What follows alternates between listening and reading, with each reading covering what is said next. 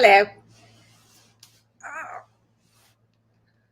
Oh my goodness. Woo! What is this? Is this a 480 on mine? Uh,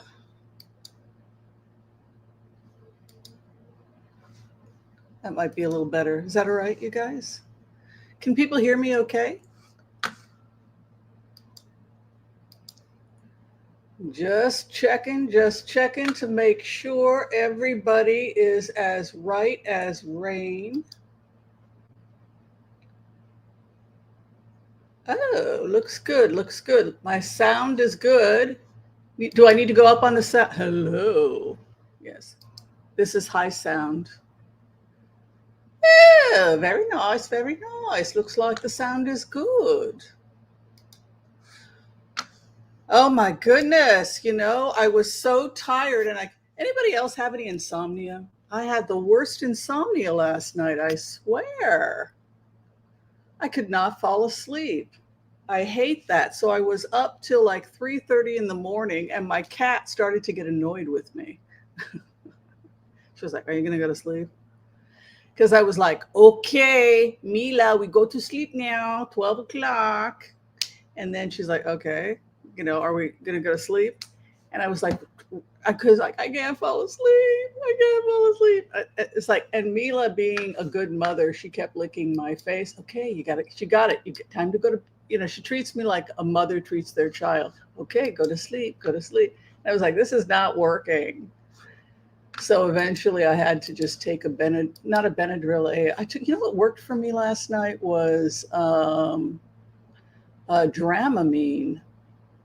Yeah, Dramamine works for me. I don't know about the rest of y'all, but the only problem with Dramamine is it takes forever. It takes forever to work. So yeah, I finally fell asleep at like 3:30 in the morning, and then I had to get up and work. And okay, there, I got to put this mute on. All right, now all is good. Hello, people. Hello, hello, hello. So, the world is a little bit crazy right now, huh? What did I just do? How did I? There we go. What am I doing here? Why does it look so strange? The video. Oh, the problem is I've got this non-mirrored, so everything is the opposite, and it just drives me crazy. Okay, so that has to go that way. Is that right? And then I got to come over here, right? So that you guys can see this. Okay. Oh my goodness. So, how is everybody? How is everybody? Are you good?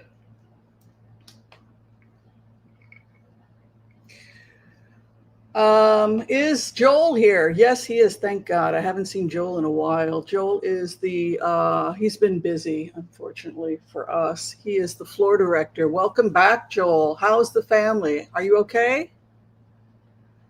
Good to see you. Wendy Burt here, helping as usual as a moderator. Thank you. Hi, Leslie. Hi, Ann Dillon. Joyce Petrus also helping today. She's one of our moderators. Sandy Delilah, welcome. Rex. JC. Yeah, JC, you're live today. Yvette Fish, thank you for your membership. It's much appreciated. Shout out to Rashandi Earthling. Terry Gallant, welcome. Thank you for your membership, Terry. Catherine Lane is in the house. Rex, good to see you here. Diva, thank you for your membership. 369. Carol Johnson is in the house. Leslie Ann Willow Mist. That's a lovely name. The heat is horrible. Where are you, Leslie? Oh, Susie's right as rain. Well, I'm in Portland, Oregon, and what my drink is, I'm having, pretty much what I always have. I'm having an ice water. I don't drink alcohol, though once in a blue moon I will have a beer. Speaking of blue moon.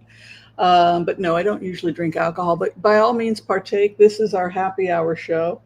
I am having Pete's coffee. This is Major Dickinson, which is what I usually drink. I'd make a great Muslim because I don't drink alcohol. Yeah, so, and I just put some 2% milk in it and a little bit of sugar. I just cannot give up the sugar. Oh my God, it's not good, but I gotta have a little sugar.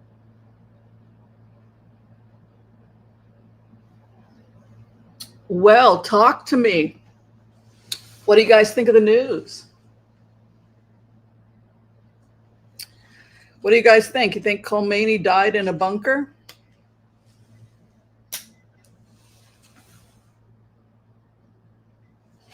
Is that what we're looking at? Is that his end?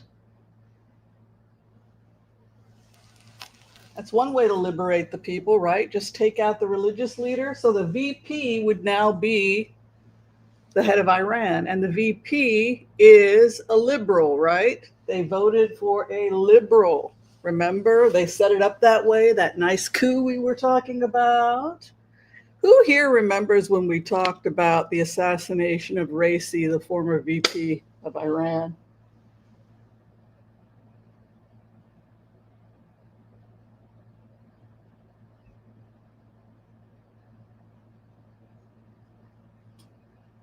Former VP of Iran was a huge supporter of Hezbollah. It was really his campaign. And he was next in line after the Ayatollah, who is something like 89 years old or close to that. So he had this younger guy, Raisi, waiting in the wings, right? And then Raisi died in a helicopter crash. Mm-hmm. The crew was poisoned, we think. The tea was tainted. Last words of the pilot before crashing into the mountain. Anybody remember what that was? When Raisi crashed. Ibrahim Raisi.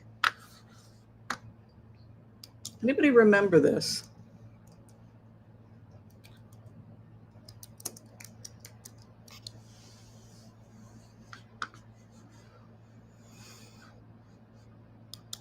Ibrahim Raisi. What were the last words of the pilot? He said he was lowering the plane, the altitude. He was going low because of the clouds, right? He thought he saw clouds, but there was no clouds, and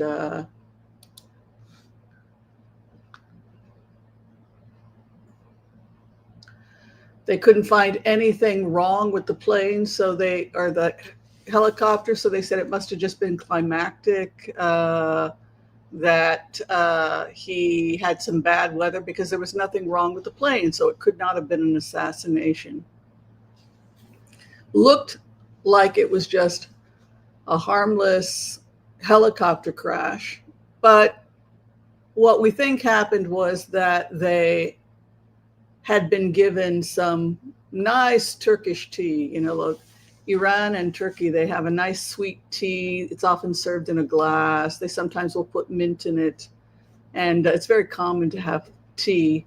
And you're cold up there in the helicopter. So you get to a certain altitude, and then everybody pours themselves a cup of tea, which probably would have happened about 10, 15 minutes into the flight. And then if you're poisoning somebody with something like cyanide, or arsenic, something like that, it's going to take about 10 to 15 minutes to take effect. So the reason you don't do an autopsy is because they're devout Muslims, and they're not going to allow an autopsy, particularly if there's no need, if there's nothing wrong with the airplane. So the conclusion is it must have been climatic. But when we go into the energy, it looked an awful lot like a poisoning. Then when I put myself in the shoes of the captain, I didn't feel so good. And then I'm having what starts off as mild pains in the gut, which you ignore, and then the next thing they take over, and you have gripping pain. You lose control of the helicopter and you smash into whatever. So they were, if that's true, they may have been dead before they even hit the mountain. It's a pretty gruesome death. Um, and so that means that they then didn't have a VP, so they had to go in search of a VP. Well, the people get to vote for the VP, who is next in line as the Ayatollah, and they went out and they voted for a liberal. Yeah, so some people had speculated that it was a soft coup, that they had to get rid of Ibrahim Raisi, because Ibrahim Raisi would have continued the policies of Khamenei. Mm-hmm. Joel Tilson, our floor director, writes that the Iran's Islamic regime has been terrorizing the world since 1979. Yes, I would agree. It was something that had to happen. They, you see these ballistic missiles, and 30-40% are now getting into Israel. We're running out of interception. And there's only so many interceptions you can do. It costs thousands of dollars, by the way, the equipment. So the idea is if you keep bombarding Israel, eventually enough bombs will get in because they'll run out of Iron Dome. They don't have unlimited amounts of Iron Dome, right? And they're starting to run low on interception, the stuff needed for an interception. So that is the concern. So if you put yourself in the shoes of the other, that means that Israel, one nuclear warhead would, it just takes one getting in. The sad thing about the bombing that took place in Beersheba, the hospital, is that Beersheba is home to Palestinian Arab Israelis, Bedouins, which is why I wanted to live and go to Ben Gurion, because I'm studying Bedouin culture and programs for Bedouin Israelis, right? So the people that they were attacking were Muslims. It's a hospital that mostly cared for Muslim patients, right? So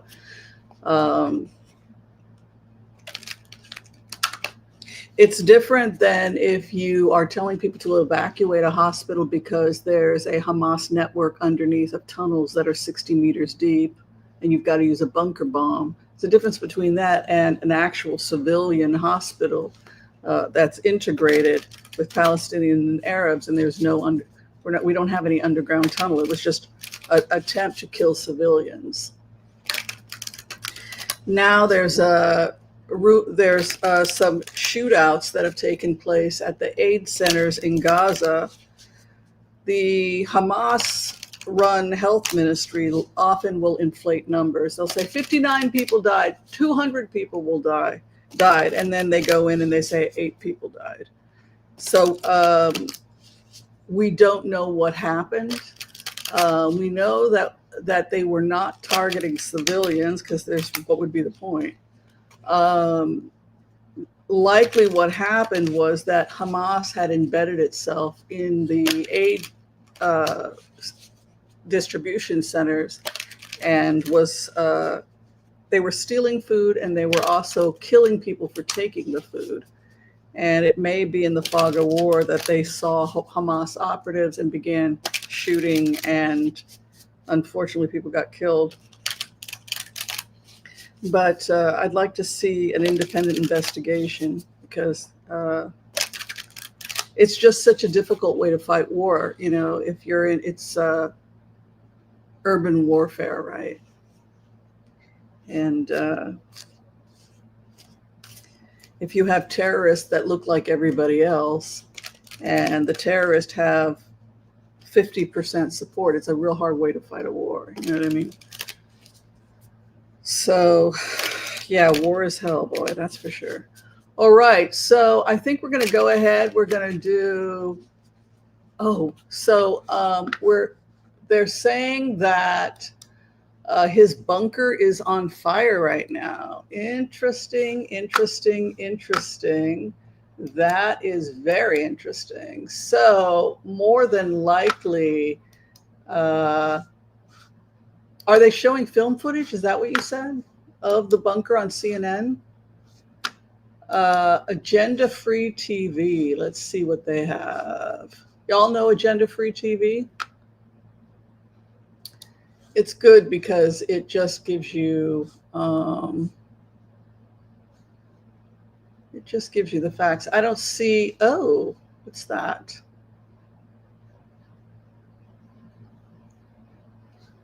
I don't see. Yeah. Anyway, I like Agenda Free TV. If you do want to just see things live while they're happening and you just want neutral, you don't want Hamas's version or the state of Israel, you just want to get the facts with as little bias as possible, then I would go with Agenda Free TV because they're pretty reliable. Well, weren't they producing one already? So there's this debate as to whether they were actually producing one or not. So we have Haifa here and Modi'in, Israel, which is between Israel and Jerusalem and Tel Aviv. I guess Trump is saying he'll decide in the. I mean, they were doing things that would be useful if they wanted a bomb. There's this question about how set were they on actually making a bomb.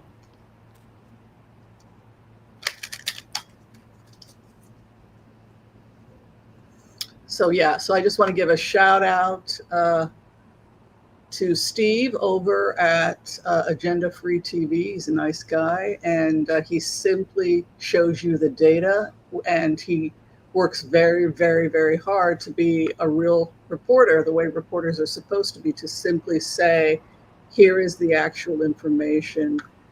You know, a couple interesting things. I was looking at this article from The Economist today, talking about how this might all play out, called where will the Iran-Israel war end? It said some interesting things. All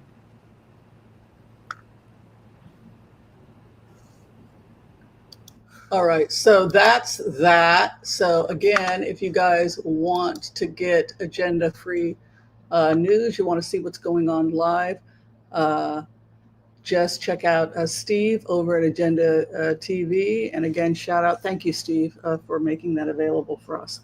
Okay, we're going to do the impasse prayer as we had predicted that MAGA would be in civil war and it would finish itself. It would neutralize itself. It does feel, we'll go ahead and put that up now, that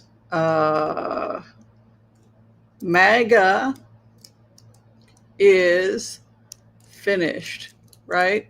Why did we feel that MAGA was finished? Why did we say that it was a movement that was probably going to be bye-bye? You know, like, why did we say that? Because it was a movement that was not sustainable. You know, when you go around attacking everybody, eventually somebody's going to wind up being deported who's married to somebody from Mexico or somewhere else. Eventually, if you declare war on everybody, eventually, the same thing happened when they started accusing everybody of being a communist who had problems with McCarthy, right? So when you have that it's not sustainable in a true democracy. People were worried, about the future of the Constitution, but the Constitution was created by brilliant people. And I don't believe the United States is going to fall to fascism. I just don't. And I think, and the cards don't say that. And the reason why is because we're not really set up for it. We're not really set up for the kind of world. There's too much diversity in the United States. There's a lot of checks and balances that would make it really difficult to create what Trump wants to create. It might work for a time, but eventually it would collapse. Because you have states' rights, you have individual rights, you have too much diversity. This is not Russia, which has which doesn't have as much diversity, or Poland, right? Or Hungary. If you look at the diversity we see in democracies, it's just very hard for one group to take over when you have this kind of diversity. All right, let's go ahead. We're going to do the MPAS prayer. Thank you all for joining us. If you could like, share, subscribe, that would be awesome. We'll do the MPAS prayer. Let's bring it in. You guys can say it with me if you know it. It'll give you some good energy. And then we will blitz, blitz, blitz away. Does that work for all of you? Okay, let's do it. Oh, and I want to announce that if anybody needs to receive a healing at this time for yourself or anybody that you love, go ahead and just type out your name or the name of the other person that you want us to pray for, and we can include them in our prayers today.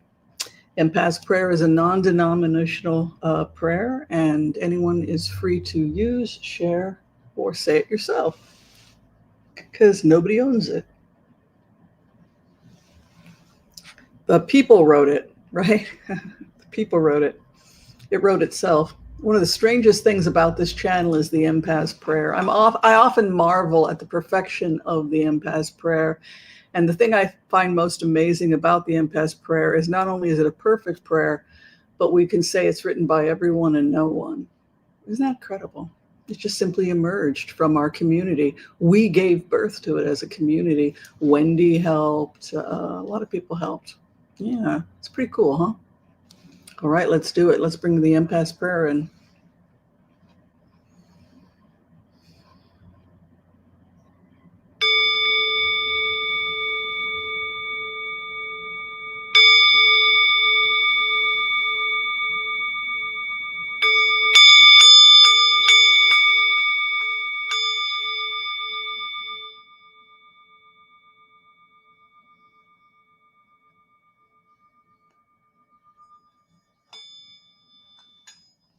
Okay.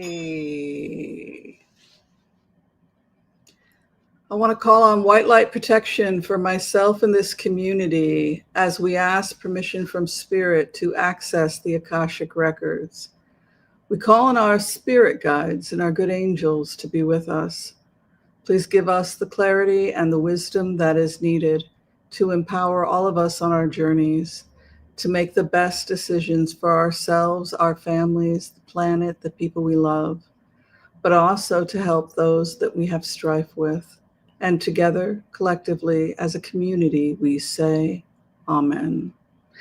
And for those of you today who are requesting a healing for yourselves and for those you love, we pray that you receive a perfect healing at this time in mind, body, and spirit. And together as a collective, as a community, again, we say, Amen, Amen, Amen.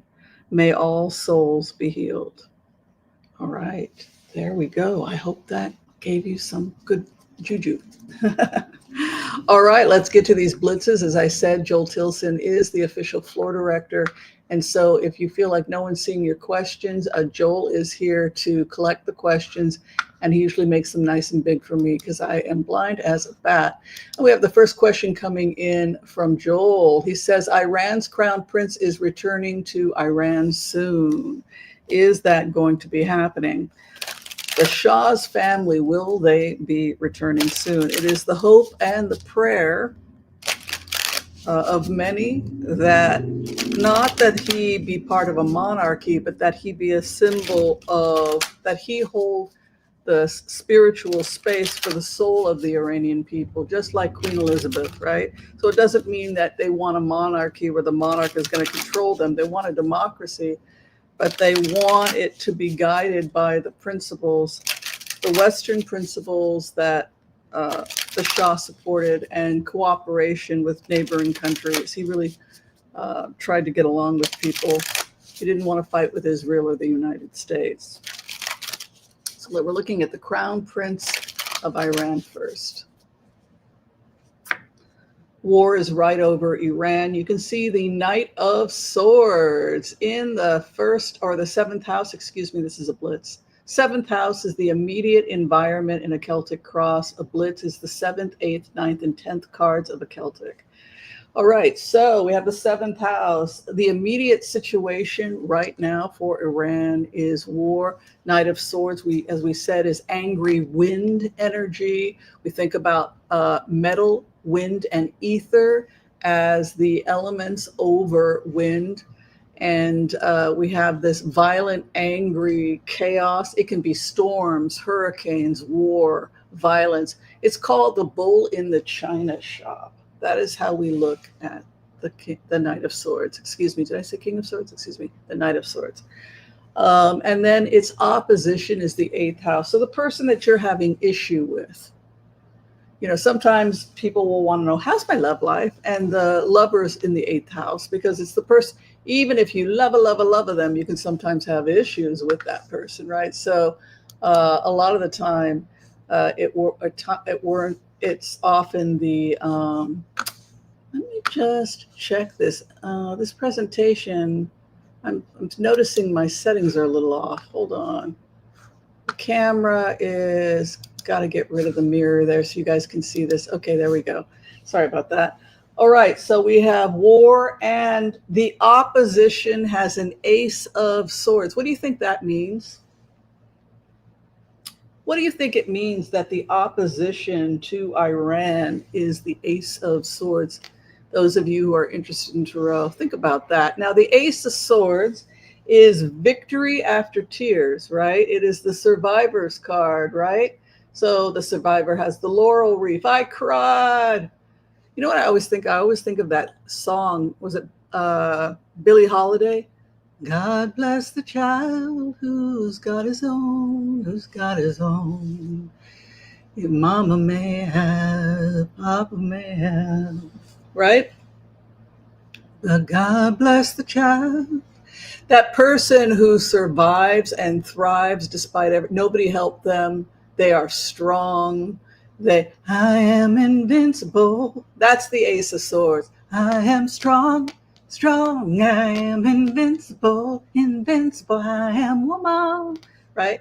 Those are the things we think about with the Ace of Swords. So it's interesting. You see the tears dropping, the crying that has happened.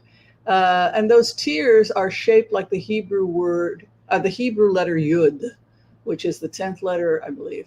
But you can see the laurel wreath. So what they're saying is that the opposition is going to win this war. What is the time period of a sword traditionally? There's a test question for you all when we start our tarot card class up again. What is the time period for a sword? 1 year, right? So it's a 1-year period. This is an ice sculpture, and it's got that beautiful ice energy. It's the time of January, the Ace of Swords, right? You can see the ice on the mountains. And that is a chiseled ice sword. So it's often associated with winter time and the time of January, the first of the year, when we make, I read one interpretation that it was about that they saw the Ace of Swords as your New Year's goals, like what I'm going to do this year. Ace of Swords would be auspicious, like I'm going to build a mountain. I'm going to fulfill all of my New Year's resolutions, right? So it can be that a victory for the opponent of Iran within 1 year. So very good, Susie. Susie's got some good answer there. So it's women's revenge, the Ace of Swords, right? I am woman, right? You can bend but never break me, more determined to make. How's that go? As I spread my loving arms across the land, right? Yeah. All right. So war happening and the opposition is winning. The hope and the fear of Iran is justice and truth. The Queen of Swords. It's also, she comes bringing the sword of truth. What's interesting is that all the cards so far are air. Yeah, enforcer is actually a lot more neutral. I was a little like taken aback because they sometimes make jokes when people are getting blown up, and I just don't think that that's so. It's like a little, but they are pretty good, the enforcer, about giving you up to date news, and they will go back and correct themselves. So, it's a little bit too macho man. Like, yeah, the army is taking them. But yeah, sometimes they can be entertaining. Yeah, I watch the Enforcer and I watch Agenda Free TV. Enforcer is more entertaining. So we have this truth, the energy of the swords coming in, and the final outcome for Iran at this time is another Archangel Michael comes with the sword of truth. Every single card is an air sign. What do y'all think about that? Is that unusual? What do we think about when we think about the air signs? Ether, air, and metal. What do we think about in Chinese medicine, right? Because Chinese medicine, the cards, you have to realize that these cards, the Torah, right? Now there's books coming out about the relationship between Torah and Tarot. Most women, most female doctors, or what were known as the barefoot doctors of the Silk Road, could not read or write, right? So they couldn't read the Torah. So instead, they had symbols. They had symbols. This is this rabbi. This is, and they would use it to diagnose, treat, etc. And also, the symbols of Chinese medicine made their way into the Silk Road. And so we have this beautiful overlap between Chinese medicine. And so many barefoot doctors would use the cards and their psychic abilities to find out which organs were affected. So, what are the organs we think of in Chinese medicine?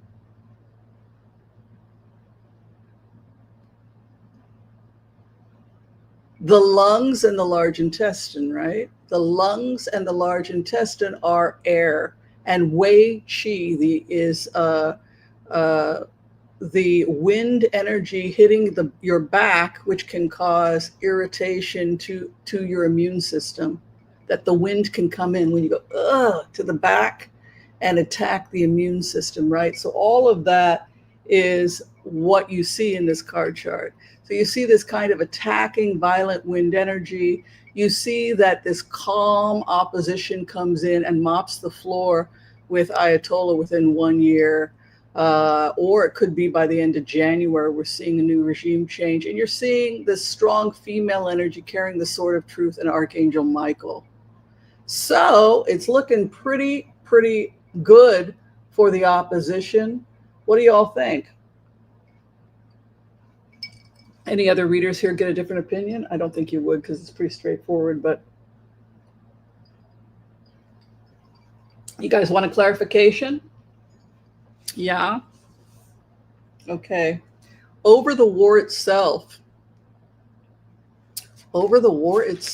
whoops, we have strong strength. You guys want to talk about the number 8 in the Torah, which is the day after creation, right? So strength is the Lion of Judah, right? The strength. Operation Lion, what is it called? What is the name of this? Israel. Operation Lion. Rising Lion.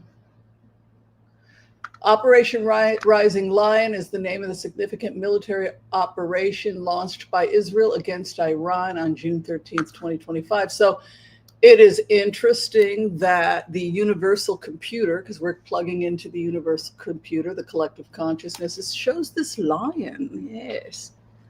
Yes, the lion is coming. Operation of the Lion. And the opposition, Donald Trump. Do you think that Donald Trump is telling the truth, that he's going to give it 2 weeks before he goes in? What do y'all think about that? Do you think that he's going to give it 2 weeks, or he's just giving false information to the Iranians. It's interesting because the Iranians were told by Netanyahu. Netanyahu said, "Look, we're not going to attack. We just want you to not enrich the uranium, et cetera, et cetera." But we know something that the general public didn't know. What did we know that the general public did not know? What did we know that the general public did not know?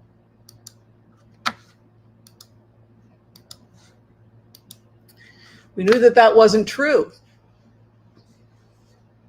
When did we know that wasn't true?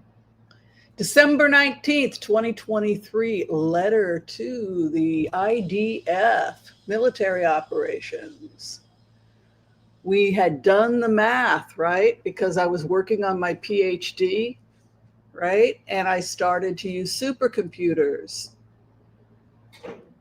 to try and figure out how we could prevent massive deaths because of the conflict after October 7th. And what was the results of the supercomputers, with Whimsy pounding away at supercomputers for a week? I can't do a Joe Biden impersonation, but first we get to cease fire. That's phase 1. Phase 2, we have an exchange of hostages. And phase 3, we get to rebuild.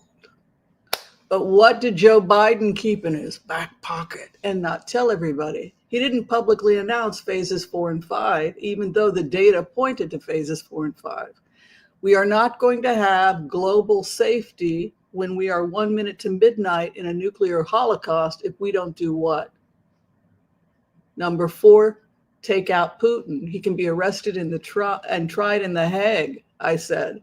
You know, the point is he had to be removed. And 5, dismantle Iranian leadership, right? Because this is going to go on and on and on, and eventually it will result in a nuclear war if steps 4 and 5.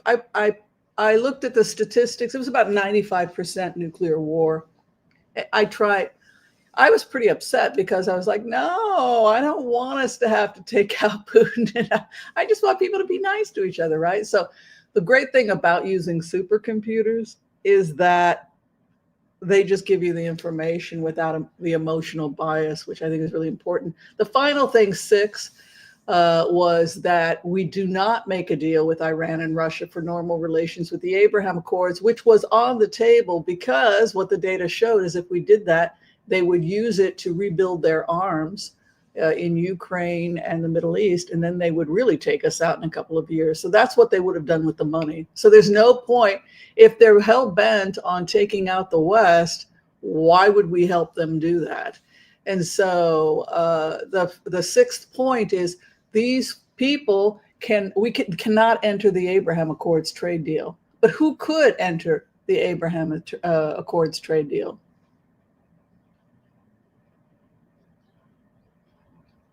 Who could stabilize it?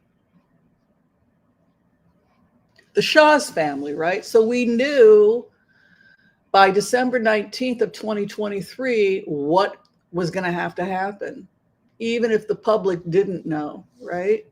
And so during that time, the Israelis were probably using their own supercomputers, which were linked to Colossus because everybody's using Colossus, and probably came to the same data I sent it and said, are you guys I know you can't tell me anything, but this is my data. Challenge me. You know, am I wrong or right here? Well, they're not going to get back to me. I don't have security clearance. But you can be sure every research person that was looking at this sent their data, probably thousands of people, right? But what's interesting is that the data was the data. So what they did was they used Mossad agents over the 2.5-year period to make the plan that would happen on, say, June 10th or whenever, 11th or whenever the war started, just because everybody had the same data. It was inevitable. There simply was no other way we were going to be able to prevent a nuclear holocaust. And this was not a good day for me or probably anybody else that had to take a look at this, because it simply, the data showed we really didn't have a choice, that the West simply had no choice, that if we don't do this, we're looking at nuclear war. Okay, any questions about that?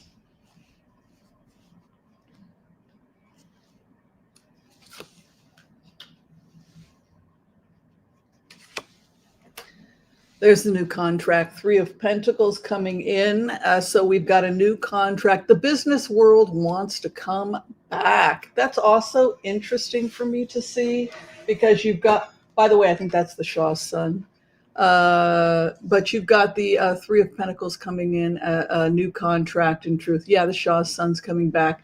I will do a verification on that, but I'm pretty sure the King of Pentacles is the new Shah.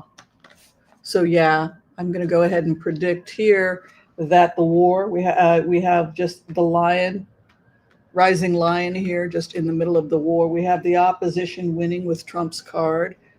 Again, I want to point out that the data, I had the data, a civilian, December 19th. When do you think Israel had the data? Probably 10 years before that, right? So it doesn't really matter whether it had been Joe Biden or Donald Trump, because Biden knew where this was headed. It couldn't be avoided. There was no way, based on the data, that this could be avoided. So it doesn't really matter who the president is. If he says 2 weeks, what he's really doing is just a psychological game to get us all prepared. But if you look at the data, it's like, okay, fine, whatever. We can just sit. That's why I kept complaining to Joel.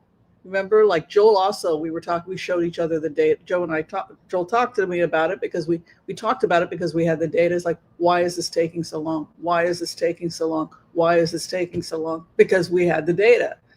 So what is the problem now that Joel and I keep talking about? Keep talking about Putin. Why is Putin still in power? If phase 4 was we had to remove Putin first because he was actually less stable than Iran, why didn't he go out first? What's Elon Musk's argument? What did Elon Musk basically say? It's really hard to take out a leader who is popular with his own people, right? If the people voted for Putin, or if Putin has 80% popularity, yeah, there's protest, but most Russians still seem to like Putin. He'd probably get reelected. If they had open, free elections today, would Putin win? Maybe he'd get 63% as opposed to 90, right? The bottom line is that the reason it became a problem isn't necessarily that anybody was a proxy for Russia, though we were doing trade with Russia, right? The problem was Whimsy. There's a huge difference between taking out a guy that the Iranians hate. This is their revolution. We're helping them with their revolution. They want Ayatollah Khomeini out, right? So we can support that because it's the will of the people of Iran. So the will of the people of Iran is to be free from the Ayatollah. But how is that different in Putin? Because the people really are voting for Putin. The people think he's great. They love Putin, right? They think that they have a right to Ukraine. You know how much money we poured into the Soviet Union, and you took it all. You destroyed our country, right? We wound up losing millions, billions, right? Because we lost our trade routes. The West betrayed us. You said you were going to be a part of this, and then you completely crippled us, and we wound up with a GDP like Italy. So we actually support what Putin is doing. So that was the difference from the perspective of the strongmen in power. Do you think that they have an argument? So if Elon Musk says to us, so that's what you're going to do, Whimsy, you're just going to wipe out any country that you have a personal issue with? Well, yes. That's crazy, Whimsy, right? This is how the dialogue might happen. You don't have the right to go and dismantle somebody else's country's leadership just because you personally have an issue with them. The people voted for him. So can we see the difference? Can we see the difference? So I guess what he is saying, what the opposition is saying here is if the people themselves will want a regime change and want Putin out, then certainly as the West, we would support it. But do we have the right to come in and take out a popular leader?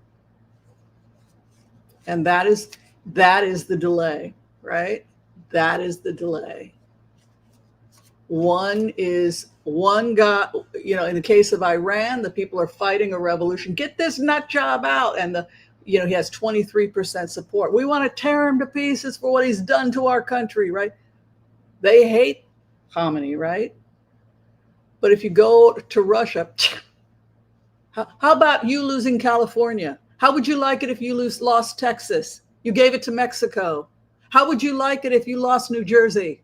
And all you had left was Washington, D.C. and maybe parts of, the Midwest. How would you feel? How would you feel, America?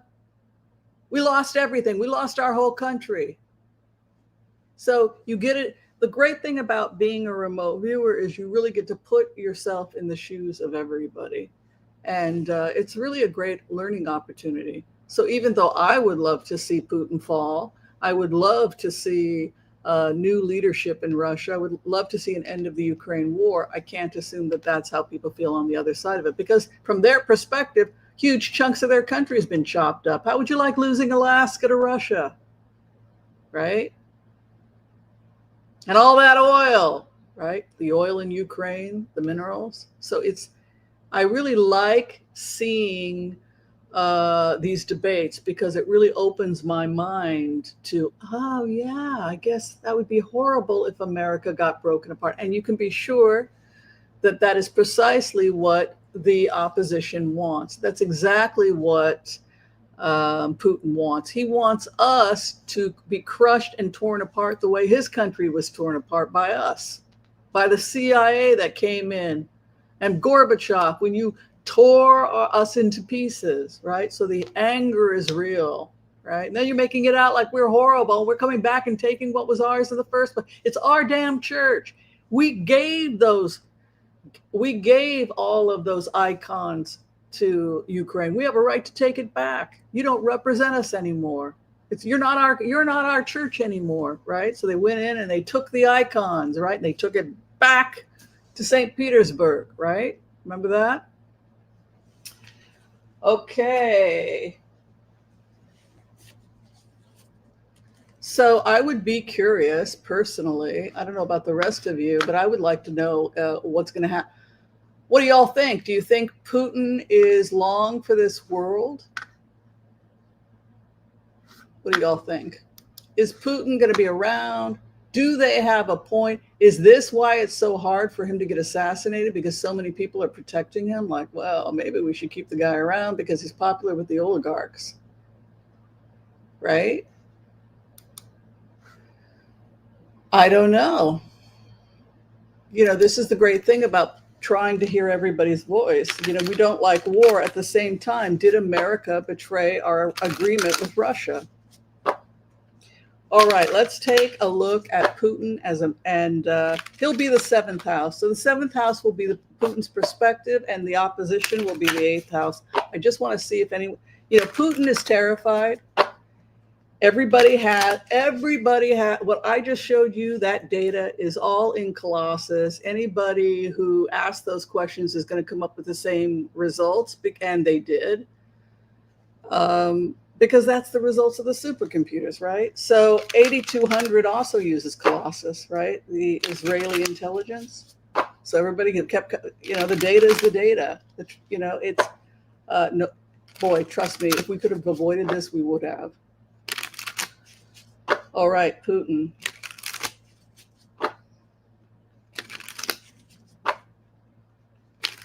Isn't that crazy? impoverished. Five of Pentacles is a poverty card. It's to be locked out of the church. It's a card of exile. You can see them cold, broken, trying to, the church light is on and they're going around. Anybody here? Anybody there? Let us in, let us in. We're impoverished. So it has an aspect of poverty. It has an aspect of exile. There's also a feeling here that your friends are dragging you down. You know, he's like, wait for me. And she's like, just get away from me. I don't want to date you anymore. Right? Like I always think about the schnorrer, the boyfriend who's like a leech, right? The guy who's making you broke. You know, I'd have a pair of shoes if I hadn't bought your crutches, right? With my hard-earned money, that kind of a thing. The opposition. So Putin is financial. We knew when he fired Prigozhin that they were in serious trouble financially with their military, and then they had to fire their fighters. Right? They couldn't afford fighters, so they were taking cheap fighters, and then they got so broke that 1 million people have died.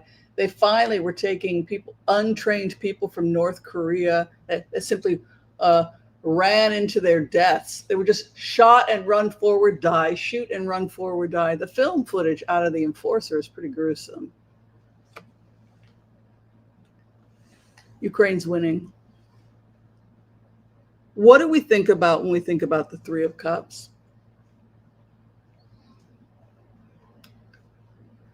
Putin's first house is poverty and exile. Being locked out of his own church. What do we think about when we think about the Three of Cups? We think about, what does Linda G say? Dancing in the street. Ooh, ooh, they'll be dancing in the street, right? She thinks about that. Three of Cups is an armistice card. We think about the end of the war, the Second World War, when people were dancing in the street, right? And the ladies are celebrating. It's a time. It's also it can be a card of female empowerment and liberation. It's also been called the women's hand fasting ceremony. So it also doubles as a lesbian marriage card. It can be a romance card if you're giving someone a reading who's LGBTQ. This is a women's hand. It's a hand fasting. It's also the goddesses playing. When the goddesses played and they rolled a golden apple. I can't remember that story from Greece, but I think it's Hera and Aphrodite and some other were dancing in some story. But anyway, so it has to do with female power, armistice, the hope and the fear, the higher ethos, the Constitution of Russia, you know, which Gorbachev helped create, which has kind of been butchered, unfortunately. But so it can be the higher ethos of the country. Like what ethos was changed as a result of this? Or what is the ethos at this time? The final outcome for Putin is he walks away. What do we think is going to happen with Putin?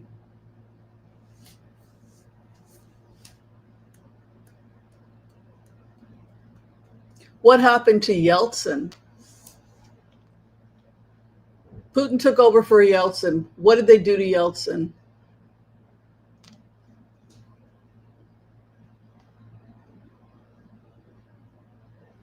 They basically put him under house arrest, right?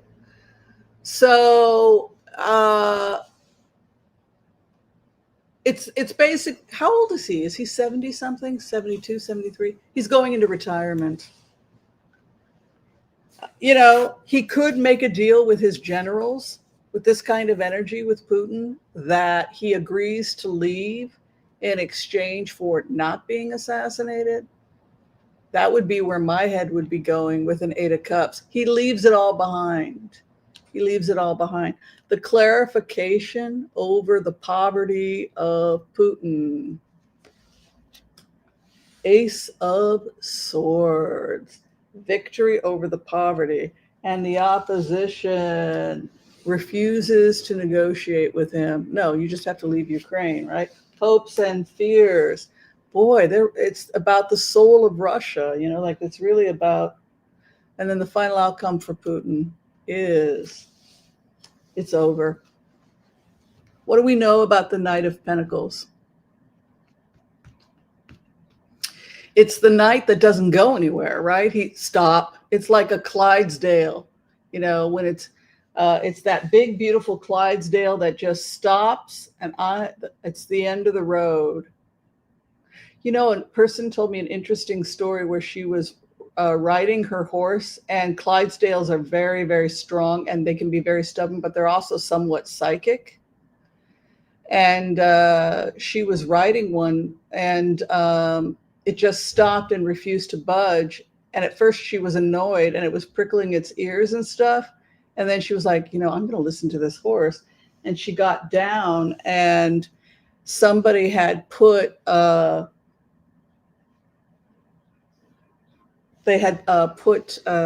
fishing wire around, which would have cut the horse's neck. And they had closed off the area for a hunting party. They could have gotten shot. Then she started hearing shootings and stuff. And so they had put a thing around, and the horse had sensed, I'm not going in there. They're hunting. We could get shot. So she turned her horse around. So I was like, thank you, buddy. That's a dangerous area. We shouldn't go in there. So the Knight of Pentacles usually is a gap stop, and it means that it's over, and that it's over for Putin. I don't think I'm going to get much opposition from other readers if you take a look at that outcome. What do you guys think about that? Are you disappointed? Are you disappointed?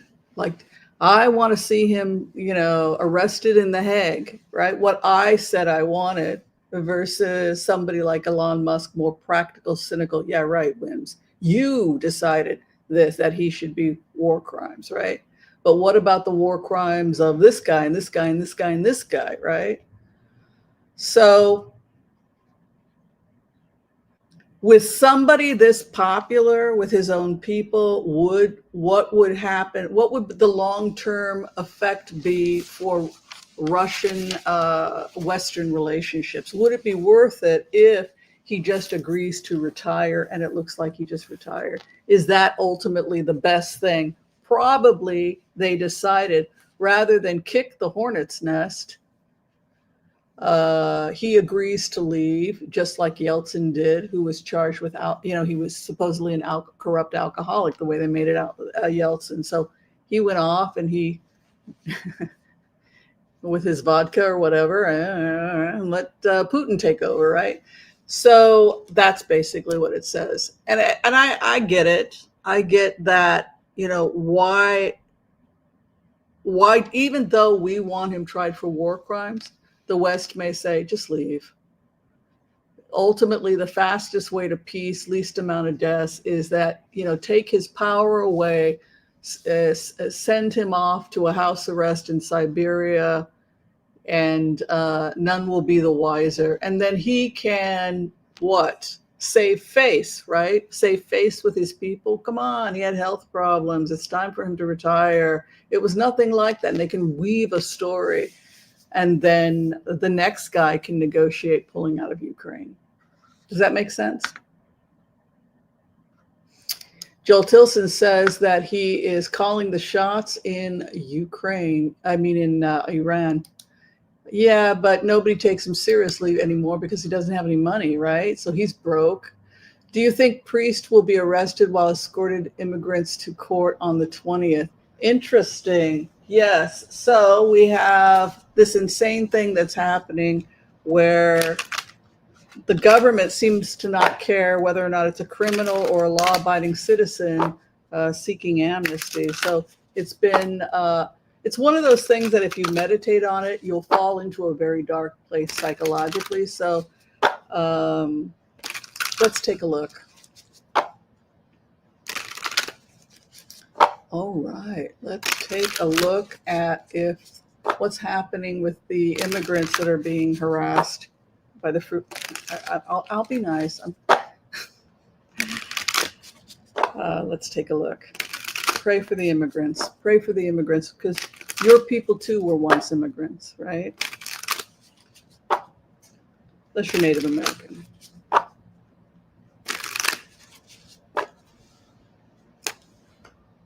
The sword of truth is over the situation.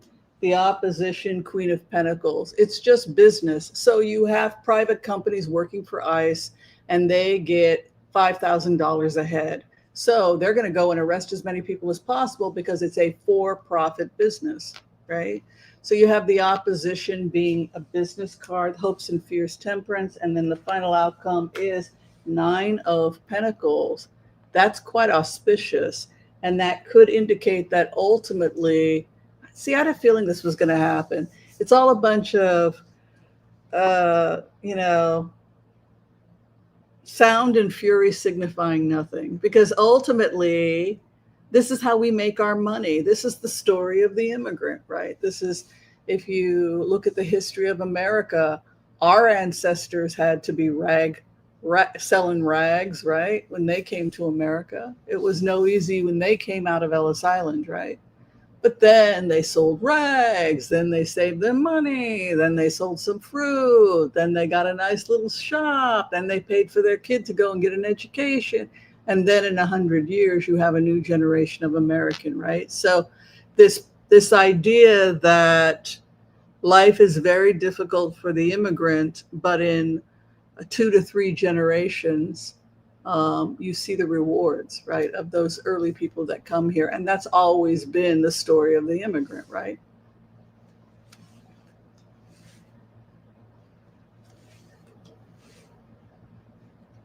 Gavin Newsom, I think, is going to be this King of Wands. There's this strong energy of this person coming in who speaks truth, and I think that the immigrants are going to be helped, because we cannot economically survive without the immigrant. We cannot economically survive. There's a new beginning, 4 of Wands. It would be absurd and disastrous for us to kick everybody out. We would be sabotaging our own economy, basically.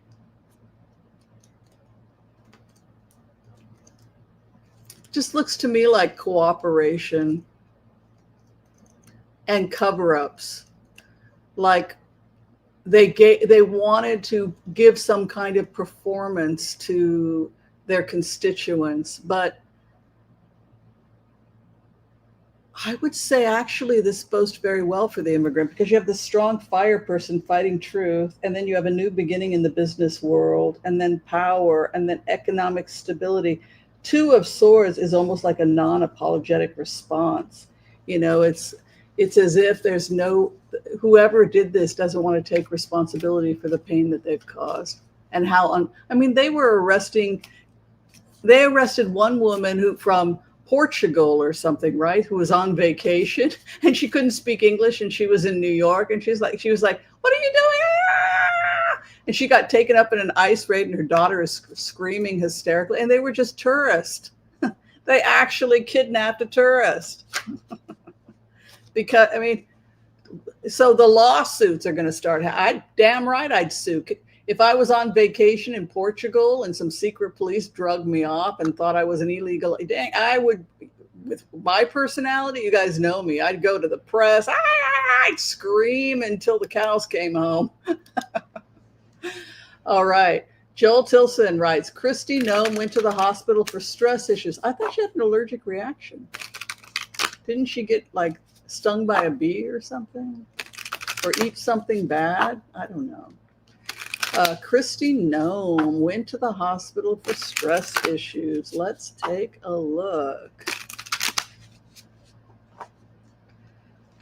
Hopefully she's okay. Christy Nome. 6 of Pentacles, 6 of Wands, the Emperor. She's leaving the Trump administration. She is having problems with the president, and it appears, based on this card chart, that her moral and ethical problems with the president caused her to leave because the emperor is the president. And we can see a Five of Pentacles. It's like, I call it leaving the broken man. And it appears to be the issue, the King of Pentacles. So she appears to be having some kind of conflict with the president. Yeah. It was a conflict between her and the administration. Yeah, and it's mental health maybe also. Six of Swords, she's going to smoother waters. She's quitting. She might be out within 2 months because there's a Two of Wands coming in. I feel like with that energy as an empath, with the Emperor, me having issues with the president, and then the Five of Pentacles, and the fact that I had to go to the hospital, I just feel like I have to, I feel like I'm having a mental something, and I feel traumatized, to be quite honest with you, looking at those cards. Like I have to go. Something happened that was traumatic. That's how it feels to me. Yeah, an allergic reaction, but this woman is having issues with this presidency. Yeah, I can see that. Huh.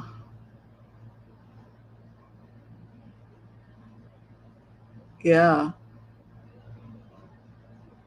I don't know if he said something, did something, or if something really, she witnessed something really traumatic. It's almost like something traumatic happens.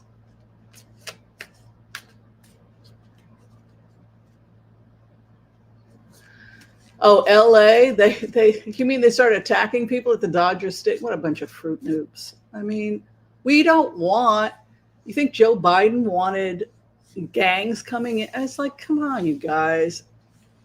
Totally. There, I don't know any Democrats, even the most left Democrats, that want homicidal killers coming into the United States. What we want is for the United States to do what it's always done, which is to be a home for asylum seekers. And what history has shown is that it's good for America's economy to have healthy immigration. That this is the flow that has always been. Like I said, when our ancestors came in on Ellis Island or wherever, they had to do the crap work. You know, my ancestors had to go, they were practically indentured. They had to live on a chicken plucking farm, and, they were plucking chickens, and, it was hell work in Kansas and Missouri. Chicken farm. Yeah. And no food. It was the Great Depression. So, yeah, it's just the story of the immigrant, right? Oh, I don't know anything about the puppy story. I heard something about her and a dog, but I don't know anything about it. Interesting. Yeah. Do I think that Stephen Miller? I don't think it was Stephen Miller. It didn't come up, JC, as Stephen Miller. It came up with something traumatic that like really upset her, from the president. Like he caused her to go over the edge somehow. And I guess we'll find out, but that's what it looked like. I wanted to go back to a question that we had earlier that I thought was kind of interesting. What is the story with Tulsi Gabbard is having issues with the president now? Is that correct? Is that what they're talking about? That Tulsi is, did she get fired yet?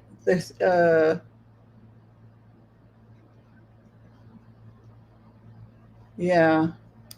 Oh, Khomeini's bunker is on fire. Khomeini's bunker is on fire, and they want to know if Khomeini was killed.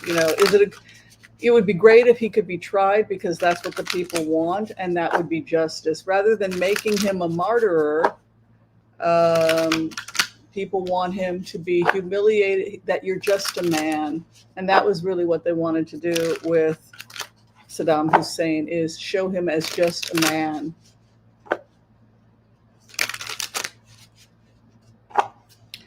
Khomeini, opposition. There's Khomeini. I don't know if he's dead. There's the lion again.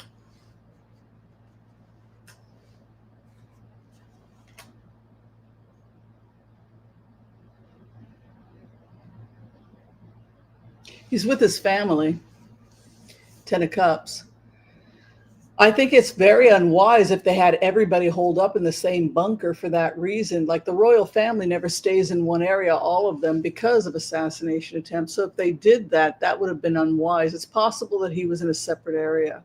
I don't know if I necessarily see death here. I do think he's with his family. Yeah. You're right, Joel. They were hell bent on getting nuclear weapons and that, and the data was the data. We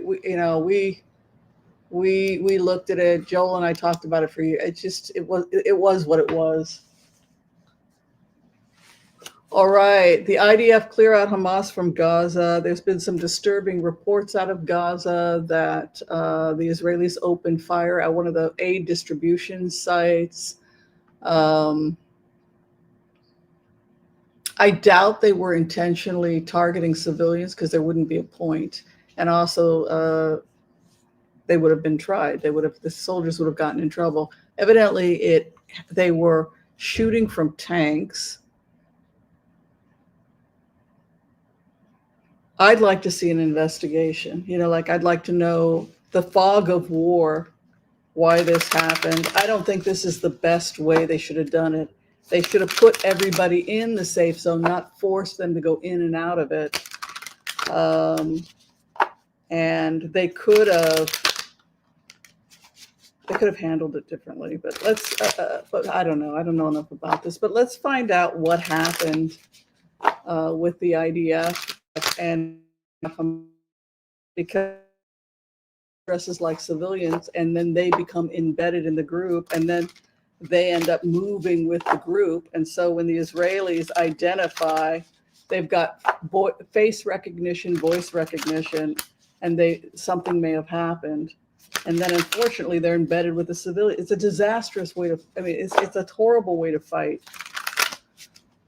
IDF clearing out Hamas from Gaza. Hierophant. Opposition. The Magician. Ace of Swords. Yes. I think that it's going to be what we had predicted with the computers again. Where is that? What was the thing we had to do last time? Yeah, we did the data. Let me show you the one that I sent to Elon Musk and to the IDF on that. Okay, am I doing this right? Yes, I am. Still figuring this out, people. Give me a chance. All right, so this was dated around December 13th, 2023, to Elon and to the IDF. Greetings, Mr. Musk and Mr. Gantz. I spent all day looking at the data, and I found that the least amount of lives lost would be a ceasefire, an agreed exit to another country, implement OASIS.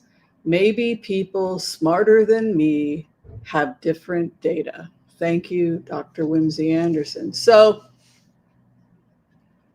we can see also that Elon and the IDF got a copy of the printout from the Colossus computer. While the idea of getting Hamas to leave, the implementing OASIS is crucial to recognize. Anyway, so that was the data from December 2023. You guys want to talk about it? Why did the computer say that?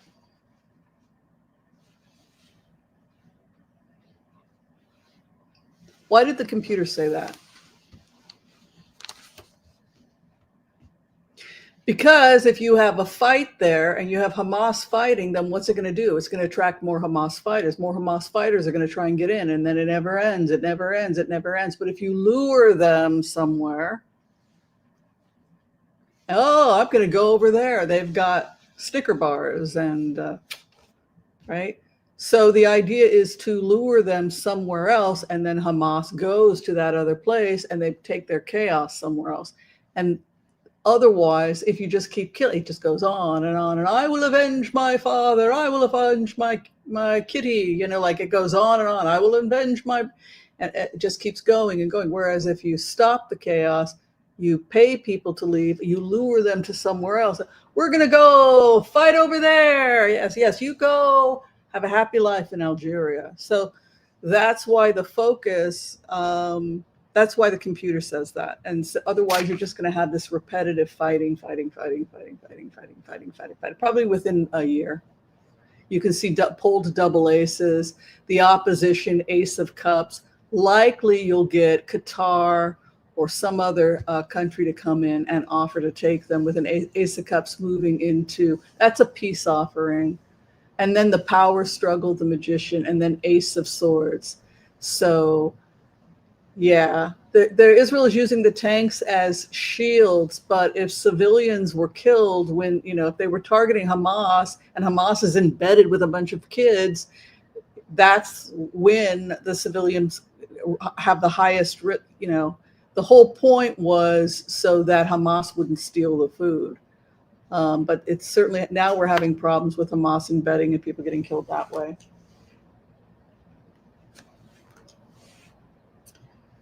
Yeah, I think host countries are going to take them just because you've got that ace of cups offering coming in, and the war. Yeah, they leave here. You can see it here.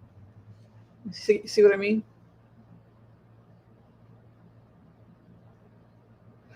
They'll go to a host country, and that means we're not going to kill them. We're going to say, you know, basically, not every Hamas fighter even engaged in October 7th. Some Hamas fighters were just young kids that were digging trenches because Hamas was the main employer in Gaza.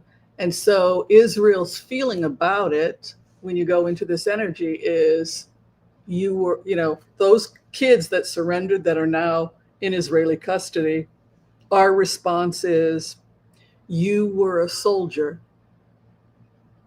You were a soldier. And maybe one day you will come back to the new Gaza.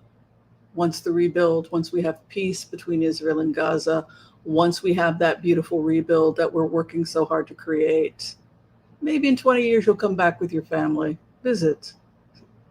We pray for this, that peace. But right now, you need to go. Go to Algeria, take the deal, go to Qatar. Build your life. We're not going to come looking for you. We're not going to find every 15-year-old that got swept up into this. We don't have the time, the energy. It's just not a good use of Israel to go hunt down every single kid. The main players, yes. The main heads of Hamas, yes, they got targeted. But the average kid that was just swept up in it, no. There's this idea of go, take care of yourself. The war is over. It was a war. This is the same deal we had with Japan. No, we're not going to kill you. No, we don't want you to commit suicide. You were a soldier. And we understand you were fighting for your country. I was fighting for my country, my family. We get it. We get it. We do get it. But you can't stay. Not in the new Gaza. This is the time of peace. But in 20 years, maybe then. So I like that because it is balanced, it is sane, and it doesn't keep perpetuating this. Perpetuating. And the final outcome does not show death, that they are simply hosted. And then they go, particularly if you have an ace of cups in the opposition, which is an offer of peace. It is the dove of peace. You ever seen that one, the peace card? So peace is offered. I think Qatar, Algeria, and other countries will take them in. Now, the hardened criminals that participated with October 7th, you know, they are already dead, or they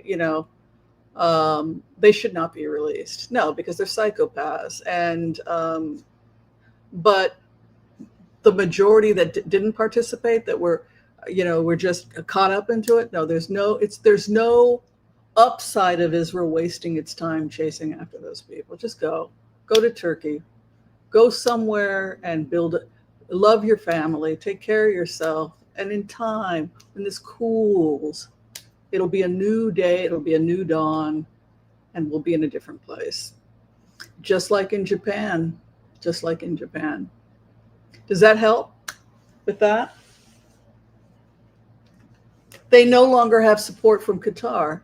If Qatar is making a deal with the Trump administration and sending him things, yes, it pisses people off about the new plane, but it's also a new direction they could be going in, where we're no longer going to be funding Hamas, but we will try and pay to get them hosted somewhere else.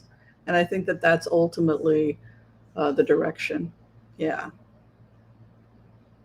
The world is heading towards peace. Yeah, I like seeing that in the opposition, and I like the final outcome that they just go, right? And that is what the data showed. That is just, I like looking at data very much. And the reason I like to do this is because I am so damn emotional that I think I'm like the perfect person to become a scientist, because I get very emotional. I don't want any more children to die in Gaza. Like I go crazy when I see suffering. I don't want any more people to be hostages. What happened to the hostages? I don't want October 7th. I don't want human suffering. So that's definitely your motive when you do this type of research. But I like supercomputers because it's a nice melding of our humanity and our compassion with just logic. Because you could be overly emotional, kill them all, kill every single one of them. And then it just goes on and on and on and on and on. Then they come to kill you, and it never ends. It never ends. Right? Such a scenario were to occur, and the Oasis Project could contribute to fostering integration, economic opportunities, culture, blah, blah, blah, blah, blah. Yeah, so data. That's what I always say to people, like, show me the data, show me the data. If nothing else, the data grounds us. It grounds us, and it puts our emotionalism, I think, in check to some extent, which sometimes we have to do that. Well, wow, we've been here for like an hour and a half. I guess we're going to call it quits. Did everybody have fun? Did you guys have fun today? Yeah? It was okay. It was a fun show, right? Anybody here drink alcohol? Even though I don't. You're certainly welcome to drink whatever you like. Yeah? It was fun? Well, it looks like the West won, and it looks like the data is the data, right? It looks like Hamas will be hosted by a host country. It looks like Putin will retire. He will leave. He'll be replaced by someone that negotiates the withdrawal from Ukraine, which is what we predicted. It's either that or the West will march on Moscow. I'm not sure Khomeini is dead.